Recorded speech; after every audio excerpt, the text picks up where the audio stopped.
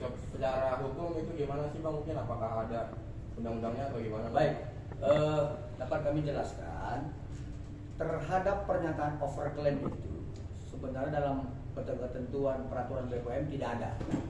Yang ada adalah tentang bagaimana kosmetik itu menyatakan klaim diatur dalam peraturan BPOM nomor 3 tahun 2022 di bab 3 sampai dengan bab 5. Sebagai contoh, kalau klaim itu terhadap sebuah produk itu hanya pernyataan manfaat, mutu dan keamanan, tidak berdasarkan tentang komposisi sebagaimana yang disampaikan oleh Doktif dengan uji lab mandirinya. Kira begitu. Kalau memang maksudnya itu berarti dapat dikenakan sanksi atau gimana? Kalau dia memang review nggak benar gitu ya dalam artian reviewnya. Artinya ya, kalau menurut BPOM itu benar, menurut dia nggak benar itu gimana mungkin? Oke, jadi sebenarnya itu kan perbuatan melawan hukum ya, membuat sebuah pernyataan dengan berisi kebohongan yang bukan wewenangnya. Ini hanya pendapat sementara ya. Sebelum ini dilakukan sebuah laporan untuk mengarah kepada penyelidikan. Bisa kita kenakan dalam pasal 390 Kitab Undang-Undang Hukum Pidana. Kemudian bisa juga di dalam pasal 28 ayat 1 Undang-Undang ITE. Bisa juga di dalam Undang-Undang 30 tahun 2000 tentang perdagangan yang tidak sehat. Seperti itu dia. Terkait Dr. Andreas, Bang, yang melaporkan Doktif di Polda itu kapan? Baik, jadi terkait Dr. Andreas Henry Situngkir, itu laporannya mengenai perbuatan ya pencemaran nama baik, menyerang kehormatan sebagaimana yang diatur dalam pasal 27A Undang-Undang ITE nomor 1 tahun 2004. Dan itu sudah kita buat laporannya di Polda Sumatera Utara sekitar bulan Oktober kemarin. Dan sekarang sudah dalam tahapan sidik. Nah, jadi kalau dalam tahapan sidik, mohon maaf saya tidak bisa bicara. Itu kewenangan penyidik ya, teman-teman ya. Sudah ada pemanggilan terhadap Doktif sendiri dari laporan dokter? Sudah. Dan itu pengakuan beliau itu di konten dia sendiri ya, bukan saya yang menyampaikan, konten dia di TikTok. Sudah. Pasal yang disangkakan apa Pak? Pasal 27A. Terkait? Menyerang kehormatan. Profesi atau orang? Maksudnya profesi? Kan menyerang kehormatan nih. Ya, profesinya. Ini udah masuk materi pokok ini. Enggak. Itu di apa ya? Dikat ya. Ada lagi? Oke, tapi sejauh ini dokternya sudah hadir belum Bang? Polda? Sampai dengan sekarang berdasarkan keterangan penyidik dia belum hadir. Pasalnya apa? Dikarenakan Saya tanya penyidik Pak. Untuk alat bukti sendiri, Dr. Andreas Sudah. apa aja, Bang? Sudah. Sebagaimana pasal 184 KUHP kita sudah lengkapi itu di penyidik. apa aja kalau boleh tahu Bang alat buktinya Bang buat ini? Apakah dari screenshotan atau mungkin dari chat atau dari Nah, video-video ini yang dia ada? kalau belum ini mohon maaf ya, itu kewenangan penyidik ya. Kalau dulu masih barang bukti bolehlah kita bicara. Ini sudah dalam bukti ya. Nanti ya, penetapan tersangka biarkan penyidik yang menyampaikan itu. Apa udah tabayun Bang dari dua belah pihak Bang? Saya bingung bagaimana tabayun antara akun dengan manusia gitu. Karena kan Dr. Hendra Situngkir ini kan manusia dengan profesi dokter. Doktif ini kan akun, bagaimana kita buat tabayun?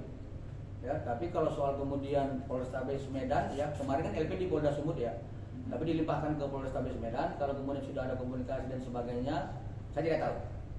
Tapi yang saya ketahui adalah klien kami adalah manusia yang berprofesi dokter dan kemudian Doktif inilah akun yang tidak bisa kita berbicara secara nyata. Bang, artinya kalau secara hukum nih Doktif ini nggak berhak buat nge-review produk tersebut atau gimana sih Bang mungkin Bang penjelasannya Bang? Di dalam Perpres 80 tahun 2017 yang melakukan pengawasan terhadap itu semua adalah BPOM. Itu adalah konstitusi kita dan tidak boleh dilangkahi. Artinya dia nggak bisa mereview seenaknya gitu tanpa sepersetujuan BPOM atau gimana Bang mungkin Bang? Tidak bisa. Itu adalah kewenangan dari BPOM.